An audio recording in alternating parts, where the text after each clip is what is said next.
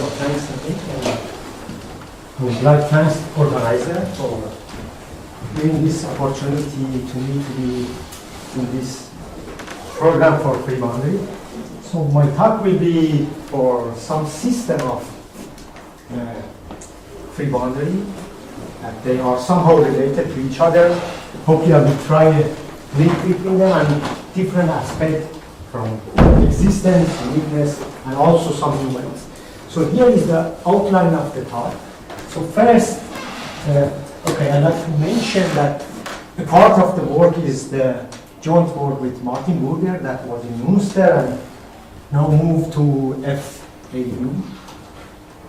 And the rest I will mention the collaborator during my talk.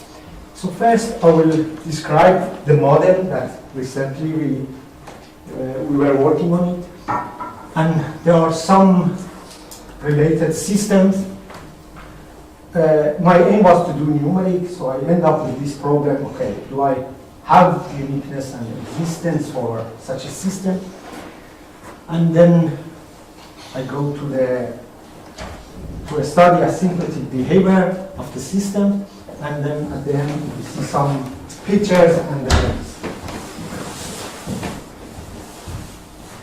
So what is the system? During this talk, when I say segregation, I mainly have two different systems. So either they are pairwise segregated, means that ui at times uj for each point x in the domain is 0. It means they have a disjoint support. Or I mean the product of all of them are 0, that I call it simultaneously segregated. So I'm looking at the system that I refer it system 1, that you have Laplace of ui epsilon, is the parameter epsilon shows 1 over epsilon, and then we have this coupling term that given by f like this. So there are two assumptions that I consider on my data, and one is that my boundary value, they are non-negative, and they have this property that the product is 0 at each point on the boundary, and for some technicality, I'm using that this coefficient AI have these properties.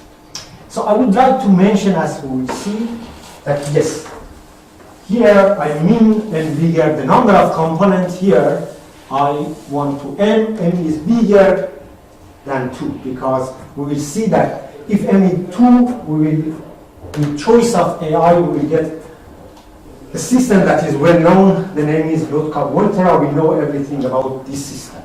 So this is the system 1 that I would like to refer it more. So why this system? Okay, it's modeled in flame propagation. So if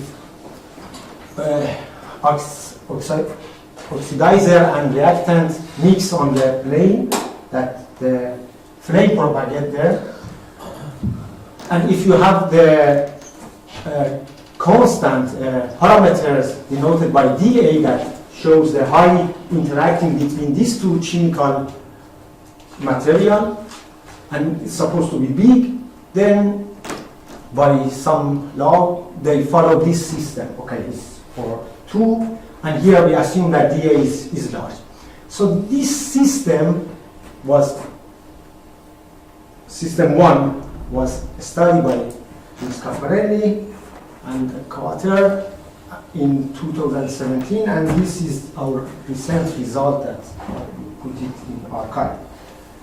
So what are the more related systems? As I told, yes. Now I have an adjacent segregation. What means adjacent segregation? Means that when the particle or component, they interact each other on the contact line or the interface. So what this system appear in the Lotka-Volterra type system, variational problem, or I noticed some, they call it RNA interaction, ribonucleic acid molecule interaction. Recently there have been more that the segregation can be at distance. This means two components, they can interact each other at long distance, and this is a work by Luis Caffarelli, Stefano Patrizzi, and Veronica Kitalo. And then, can I ask a question? So all the systems you will be talking about, they have this pairwise disjoint property or not? no, the first one, for example, there will be simultaneously segregation. Okay. Then, yes, in local ultra they are pairwise. And for example, second one, they interact at far distance from each other. So you cannot say normal segregation. So when you say simultaneously, it means that they're in groups, yeah? Exactly. Two groups, so some of them coincide, some of them are separate. Yes, what I mean by simultaneously means that simply this product of all the components. Also, the geometry, it means that there are components that have the same support, components that have Exactly. disjoint support. Yeah. Just I want this to be for every x belonging to. So I will use the board, so if it's not clear, sometimes please tell me. Okay, maybe I can shift it. And recently there have been more, I will mention in the references that they consider non-local the fractional Laplacian. And this work is by Susanna Ferracini. We will see something. So what is the adjacent segregation or pairwise? Yes. So I assume that domain omega is a nice smooth boundary. Ui shows the density and m will be fixed, the number of the components. So if you look at the system 2, this shows the steady state for m component competing and diffusing for the resource. So 1 over epsilon aij shows how much this interaction or competition is strong. So this system that I wrote to can be in variational form. Different choice can happen that if aij is positive shows competition, if aij less than 0 means they can cooperate.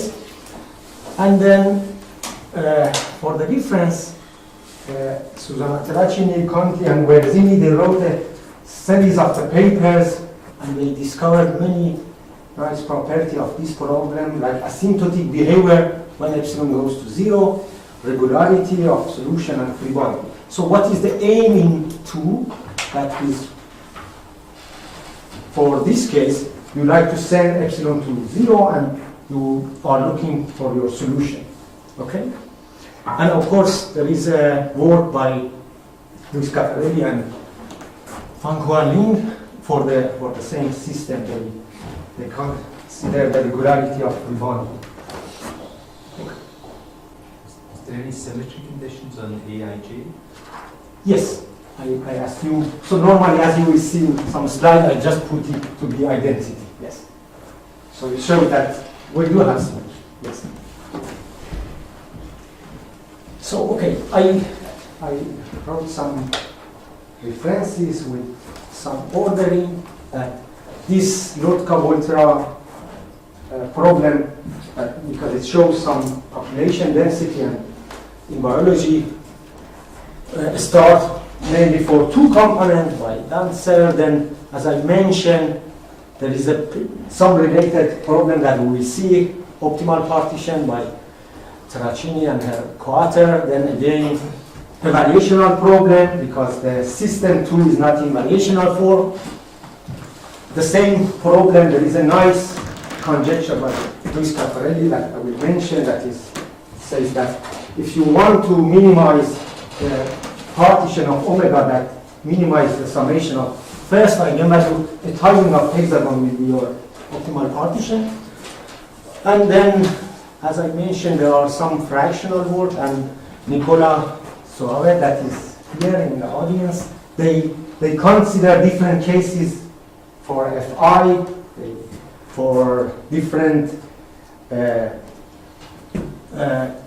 for variational problem with different Fi. And the last one is the almost recent one, is the work by Terracini for fractional Laplacian, for Laplace half. Okay. So let's go to some interesting problem. You give me a domain omega, and we'll see in a minute what is the connection. So you give me a domain omega, and you ask, let's make it n partition of it, omega 1, omega 2, and omega n. So you're looking at this quantity, that 1 over n summation of I1 to m lambda 1 of omega I, and you're asking which partition will minimize this quantity. Okay, so the first, here lambda 1 is the first eigenvalue of the Laplace operator with 0 Dirichlet boundary condition. And we know the first eigenvalue has a variational form, so it means that you can reformulate your minimization problem to the following. You say Dirichlet, summation of Dirichlet energy, but you do summation over all m tuples such that they have a pairwise disjoint support. And of course, I just scale them in a 2 because you know that lambda 1 of t, if the subset of omega is nothing than the minimum of the 2 norm of the gradient.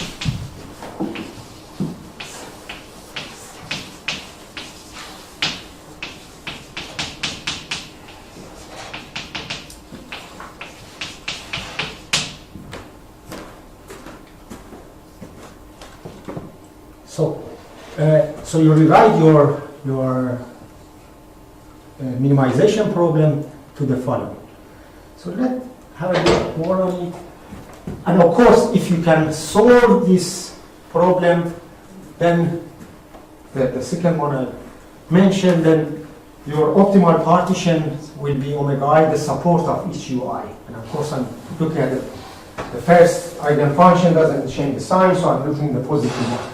So if one want to minimize, to penalize this condition, of course we add this, we do in numerics, and it's easy to see that if you add 1 over epsilon, this summation of ui squared, uj squared to your e function, let's call it e epsilon, but this time just you minimize over this m tuple such that they have a 2 norm 1, the minimizer will satisfy this equation. So this is the work that I was mentioned that they did, and they had this case as a special case for their FI. Yeah, please. So is there a specific reason why you choose this penalization? I guess you could choose a lot of different ways of penalizing, like, you know, u to the 4th, u to the cube, or whatever. Yeah. Would it make a difference? I don't know. No.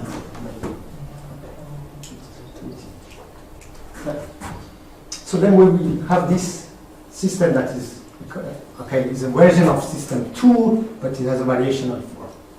So I'd like to mention the same problem, okay, some other related problem, instead of looking at this one, this problem we could ask, okay, if you are looking at the marks of the lambda 1 of omega I, and then you're asking which partition will make this max minimum. So again, you will end up with almost the same system or differential inequality. So when you say the minimizer, you mean the minimizers? Because there's a permutation symmetry probably. So you say the minimizer, but there's a permutation group. That you oh can yeah, sure. So you're asserting that up to a permutation group. Of course, yes, sure. Yeah. So this is the, I mean, as I mentioned, there is a conjecture by Farid that says is the tiling by hexagon will be the optimal partition. So this is the numeric that it starts to show when you increase the m. That m is the number of partitions that I did for 24, m was 24. I would like to mention there have been recent work, and instead of lambda 1, that was for Laplace operator, the Benjamin Buxel, he considered for the first eigenvalue for for any p, and the easy case is when p goes to infinity because it's related to the spherical packing problem. What are the boundary conditions? Is that periodic cell? Well, if you choose periodic, you will get much better values. I put 0. Yeah. For this is what many people have done, just numerical verification of them, of the problem, and they did with the periodic boundary condition. So they get really much better, nicer picture than mine because of the they implemented. Okay, so what? Let's look at the other problem that okay. So you minimize this functional plus fi ui, fi are positive function of x, there are Lipschitz, and you minimize over this set, the ui are positive, this joint support with the right boundary condition, and I would like to mention the result of in this paper that they start to look at this problem, and we will see why we like this problem, that yes, if you put m equal 1 in this problem, you will end up with a one-phase obstacle problem that we heard a lot. They just, you have this condition, and if m equal 2, just, it's always easy to see that the difference will satisfy the two-phase membrane problem that was suggested by George Weiss, and all of the technicality about regularity, about of solution and free boundary, or you can find in this nice book. I think we can Arshak, Nina. So we did some numeric with the colleague about this problem as well, and for even general case. So as I mentioned, one of my authors did prove all the convergence and error analysis for this problem. Okay, so there is a type of segregation that is segregation at distance. In this case, the components, they influence each other from even distance in a neighborhood. So before we had this condition that ui x times uj x is 0. But now we want to say that the value here can be depend on the some neighboring of uj. So what is this distance? So I need to prescribe u2 in some neighborhood of omega. So if I'm at this point here, and if the value, okay, sorry,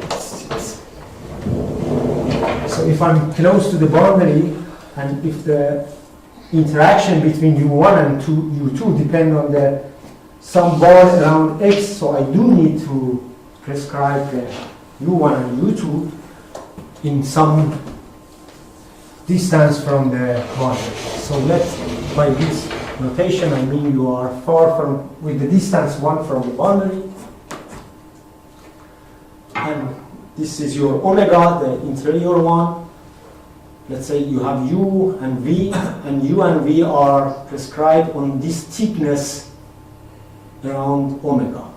So they are here, and they have to stay far from each other, because if you are here, you don't want to overlap the values between phi and psi. So in this case, your system will be uix times summation of h of uj, and we will see that you can have a different type for h. Either you look at uj over the ball, or the supremum of uj, the rest over the ball. So the assumption on phi I, they have to stay far from each other to define your problem. And these are the work that has been done. And again, some recent work by the group of Perturbed. Okay. So another model that is from RNA is, so RNA is a type of the molecules that is responsible for coding, decoding, regulation, and for the genes. There are two types of the RNA molecules. One of them are called messenger, and the other one is the small RNA. So different sRNA, they make competition with one messenger RNA. And the system is given by, again, this type of the reaction diffusion with the competition. So in this type of the problem, UI are one group, but all of them, they have a competition with V, with only one. So most of the techniques that, and of course here you are interested again to send your parameters ki to infinity. So all the techniques that I mentioned or has been done in this works can be applied for those systems. And as we will see in the numeric, there is a link between the long segregation and the local type. Okay, so there is a PhD thesis and some more recent work by the same author for verification of the system. They obtained this and they verified this system. So first, let's go for these two systems that I mentioned about the existence and uniqueness for fixed epsilon. So what was the system? I'm just writing here very shortly. So just to remember the system one, what we have always is Laplace of ui epsilon, the simpler case 1 over epsilon, the product of all of the components, u1 epsilon times um epsilon, ui equal to phi I, and the system 2 just was Laplace of ui epsilon equal to ui epsilon times the rest of summation of the rest. J is not equal to I, uj epsilon divided by epsilon, and ui epsilon, they are even bounded, okay, different part. So now I'm talking about the fixed epsilon, why we do have the, and the same techniques can be done for the long segregation problem. So while we do have the existence and uniqueness of the, let's say I'm talking about the positive solution. So even for the case of 2, I couldn't prove that why the solution should be positive. So this is why I always put the positivity as a condition in my systems. So I'm talking about the positive, no negative solution. So even you can see for the case, because in the system you don't have maximum principle in this case. If I knew the sign of this guy's component, of course it's easy to say this, to decide about the sign, but the sign of ui, but it's not the case. So the proof is inspired by Claiborne, and for the start you always look in the simple one, the harmonic with the phi I boundary condition. For the system one, I'm looking at this iterating method.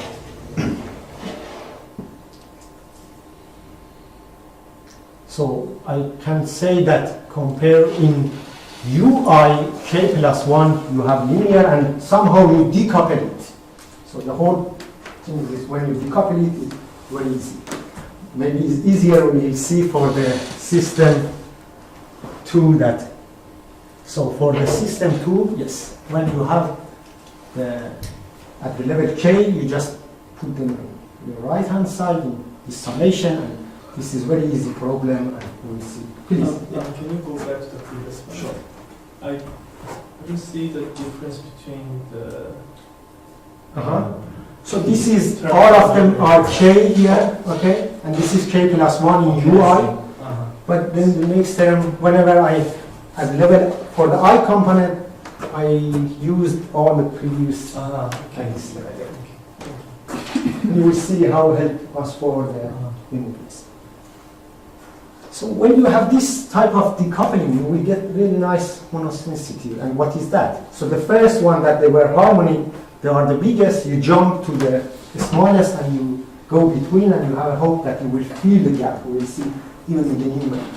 So whenever I have this one and they are positive, I have this uniformity in omega that ui 2k goes to ui bar, and even number go to U over 1.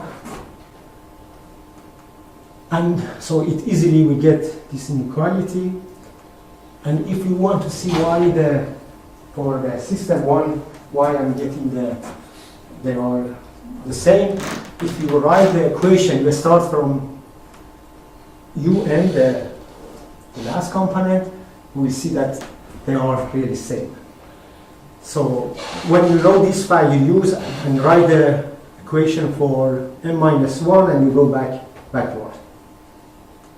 So maybe it's much easier for the system 2. They satisfy these, then this is a nice trick that if you sum all of these, summation of ui bar will be the same as the Laplacian of all u overlap. And but on the boundary they are same, and this is, you get this summation, they are equal, but you have one side, so they should coincide. And if you have another positive solution, by induction you can show that they satisfy these, and when you pass to the limit, you already show that the limit of this should be equal to the limit of the other term, and you will get this inequality that gives you uniqueness for fixed epsilon. But how about when epsilon goes to 0? So when epsilon goes to 0, as I mentioned, in the system 1 and system 2 for m equal 2, they are same. I just choose very simple coefficient here. So you see that the difference is always harmonic. So you can see here, and this remains true. So this is the result by Tracini that says, yes, if you consider W to be harmonic with phi 1 minus phi 2, we know that in the limit u1 and u2 they have a disjoint support, and then u1 will be the positive part of W and u2 will be the maximum of minus W and 0. And then they have this rate of convergence, and even so in this case you have uniqueness and even the rate of the convergence. But how about other case? So there is again, for all these systems, when you want to study them, to send epsilon to 0, the key point is you control this normal derivative. I hope everyone can see on the boundary. So V is the normal outward, and we can say that this is uniformly bounded by some C, that this does not depend on epsilon. And why this is good? Because by the equation I have minus Laplace of ui epsilon, they are subharmonic. So if I multiply this equation by ui epsilon and do integration by part, I easily get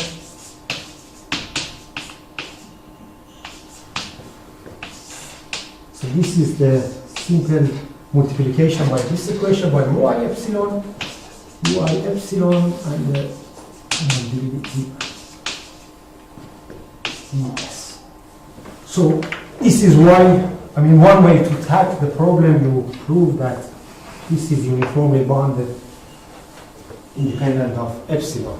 So from here, when you send epsilon to 0, so I have the convergence, the weak convergence of ui epsilon to ui in h1. Okay, what's the difference in h1, 0? So this is the start, and we have this ui epsilon, they are subharmonic, the difference is superharmonic, and this equation are true when you pass to the limit in the weak sense. Okay? So for other systems, so this is the logical Volterra, this is due to the work by Farid and Tracini. The same is true, so what they do, how they control the normal derivative, just by constructing the barrier. So this is very easy to see that by this notation that I have, we already saw if hi is harmonic with given boundary condition, you just simply compare with ui epsilon. Hi, the big one, I mean harmonic with this boundary condition, and then here I will get that a bound for ui epsilon from below and above. That is true for the Lotka-Volterra system, but not for the other system. This is why I didn't write it. So I had to do for my system in other way.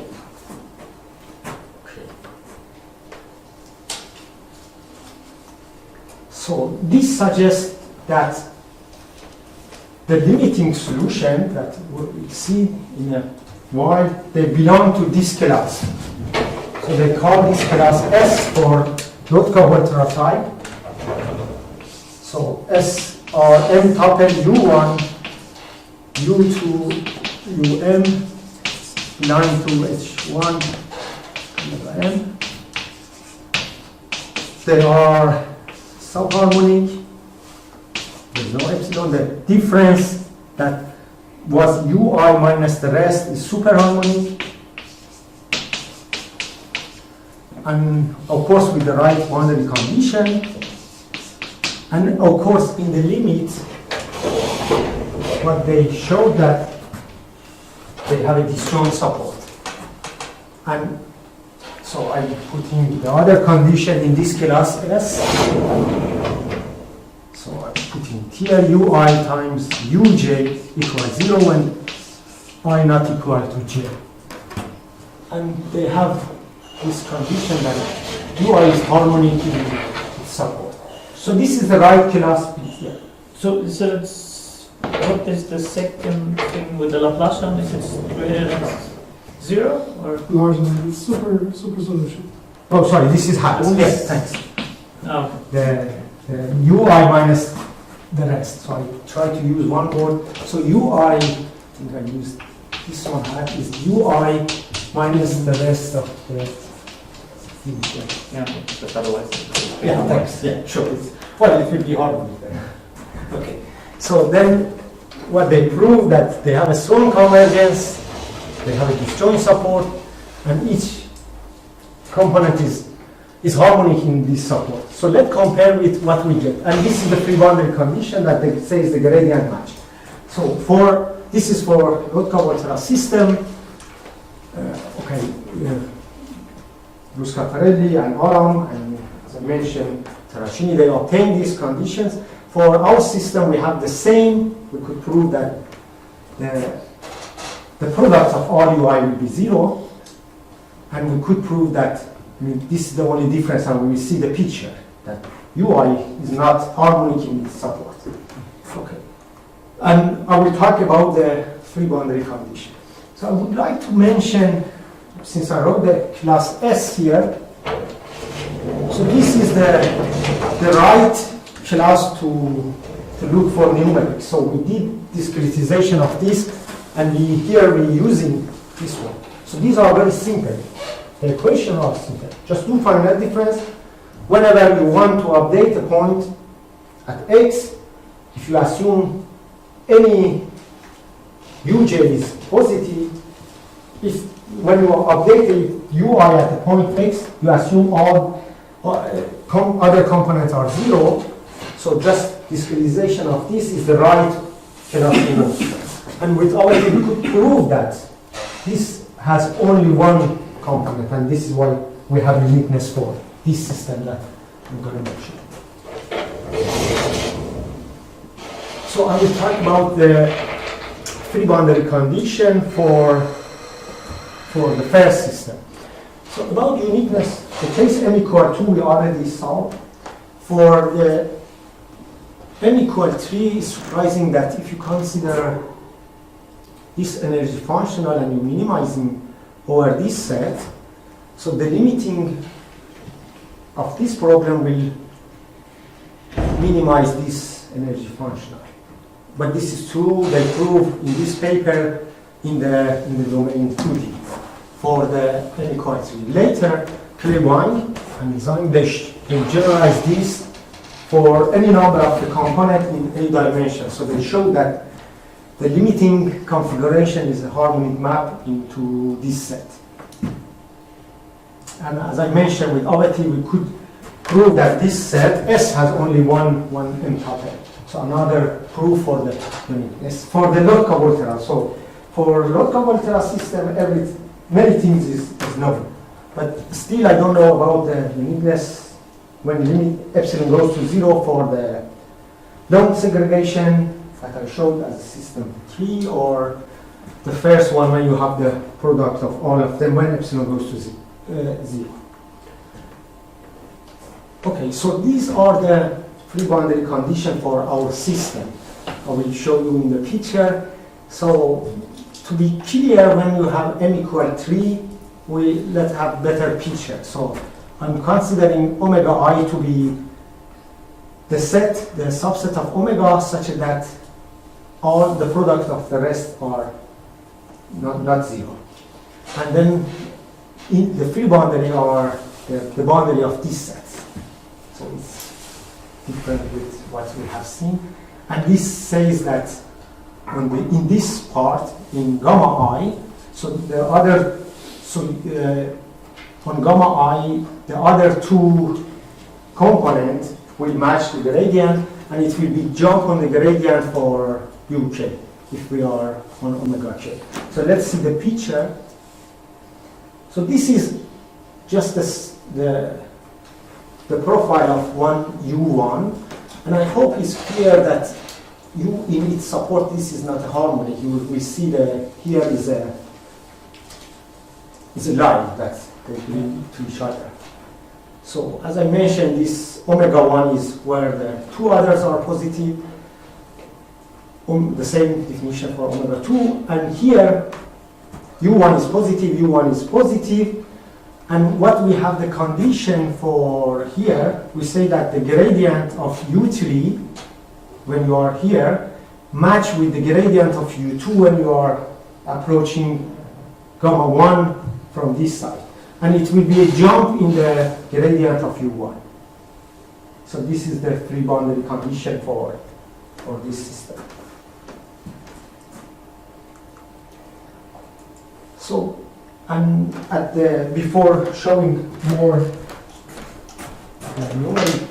we could obtain the explicit solution for a special choice of our parameters. So if you have this system that I put simply instead of AI to be 1, so even if they are constant or all of them, they have same power here, you can do the same trick here. And what is the trick? So for every epsilon, for U1 minus the rest is harmonic. Okay? So let Wi be U1 minus Ui, of course there is epsilon. So then Wi is harmonic with this boundary condition. Then from the previous condition, we get that U1 is the largest possibility for Wi, and this is the choice of U1. So if you had only 2, this will go back to the case that the Terracini they obtained for the case m equal 2. And if you have U1, simply you recover all of your Ui by this relation. Okay. So then it's easy to see that this, I'm just not the complete proof that why this is the right. So of course you keep the right boundary condition. By definition, Ui are positive. U1 is the maximum of all of these, and Ui are U1 minus the rest.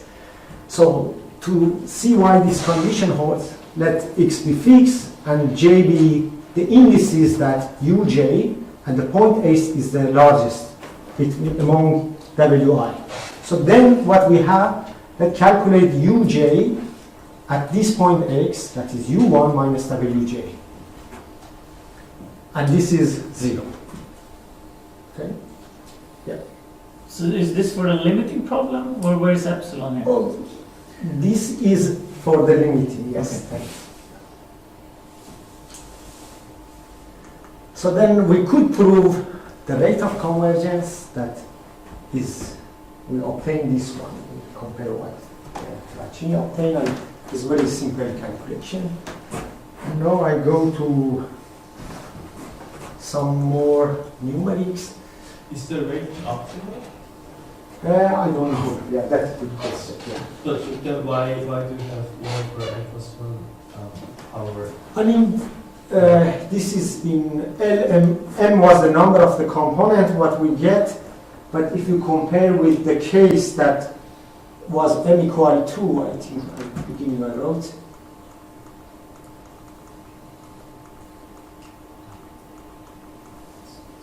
okay, came all the way, but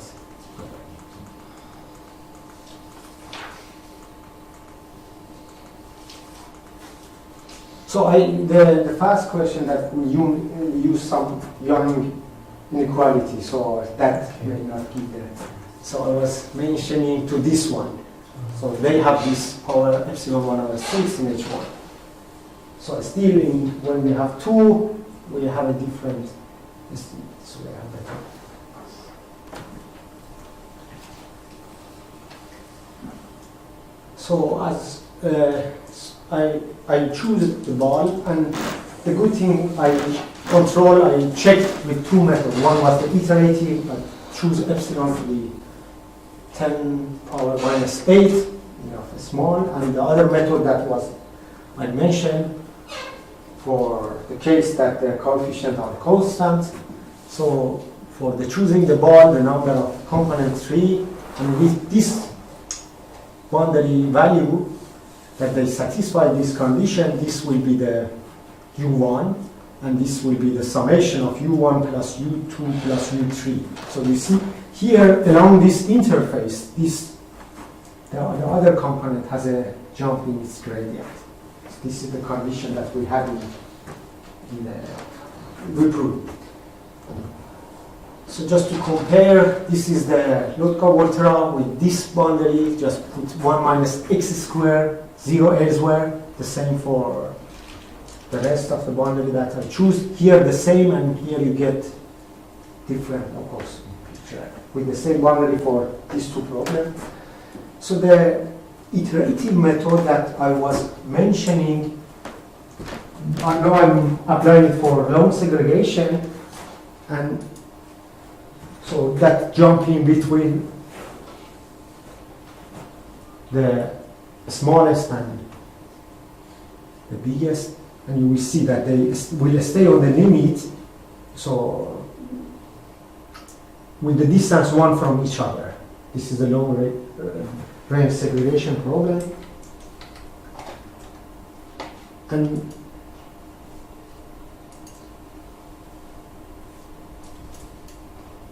so here if I show the odd and even iteration, I couldn't show it. So this is some of the iteration we saw decreasing, some of them they were increasing. So this is the odd numbers.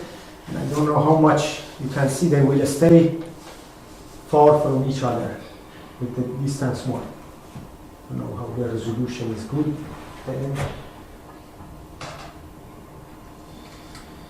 So there is the long segregation problem seems hard from analysis and even numerics. But what I found that if you solve the long segregation problem, you will see these two interfaces, the red and the blue one. They stay far from each other. And what is the black one in the middle? This is if you restrict your boundary data on the domain omega. So you can see here I had a domain omega, there is a thickness 1 of it, that I had to define my long range segregation problem here.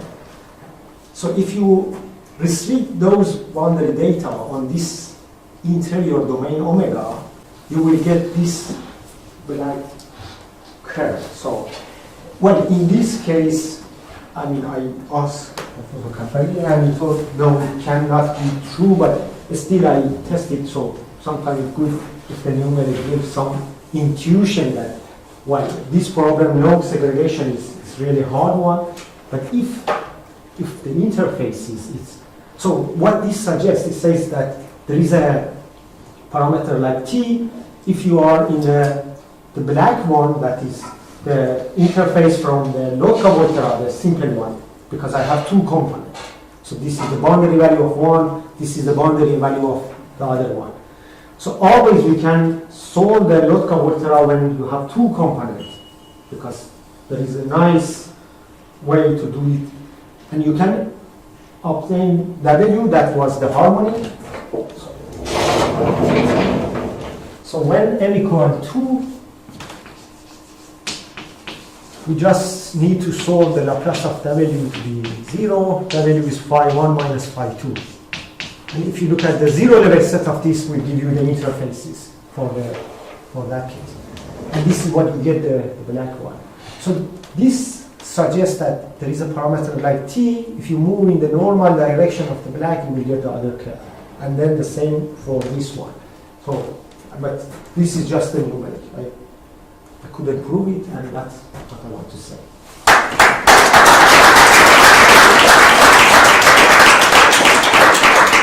Any questions or remarks? Maybe just out of curiosity, in this kind of pictures you showed that in the segregated domain, the function never looks really flat, but always some kind of like a plane or something like that. Is that, can you also observe that somehow it's flat inside, or is that? Sorry, do you mean that? So let's say in dimension 1, okay, no.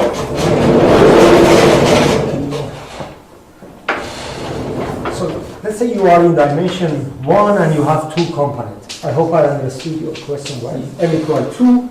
So what was suggesting that, and you want to solve this, so Laplace is the second derivative here, 1 over epsilon, u1, u2, and the same for this, you can choose to have a different coefficient here, 1 over epsilon, u1, u2, epsilon, epsilon, okay.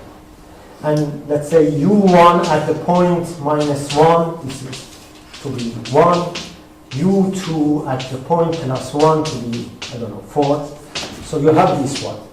So what was the suggestion saying that the difference is always harmonic? So it means, and in the limit they have a disjoint support. So in this case, if I want to solve it, just I need to have this line that is a harmony, and I have to flip it, to rotate it. So I get this angle condition. So we get always this one. Is this you mean? So in the limit it will be a sharp. For any fixed epsilon by a strong maximum principle, if you put, you will get, of course you always get timing depending how epsilon is small. But in the limit there will be a sharp angle. So if it's not 1 over epsilon, not constant, let's say, it's a of x and b of x, you cannot do that procedure. No, I don't know how we went for 2. That's a good question. So if this is f1 of x and this is f2 of x, but you can do freezing coefficients in that case, and then just scale it with that constant each one. Then you're going to have a right hand side, which is a little bit more obscure. You have to work it out. But maybe then everything that will be very easy like this. Well, if it's just otherwise, it will be point-wise. So everything else will be singular, point would be regular. But my question was, anybody has tried that? I don't know. Yeah. I asked some people and yeah. Because your difficulty will be now on the right hand side. Exactly. And that's probably.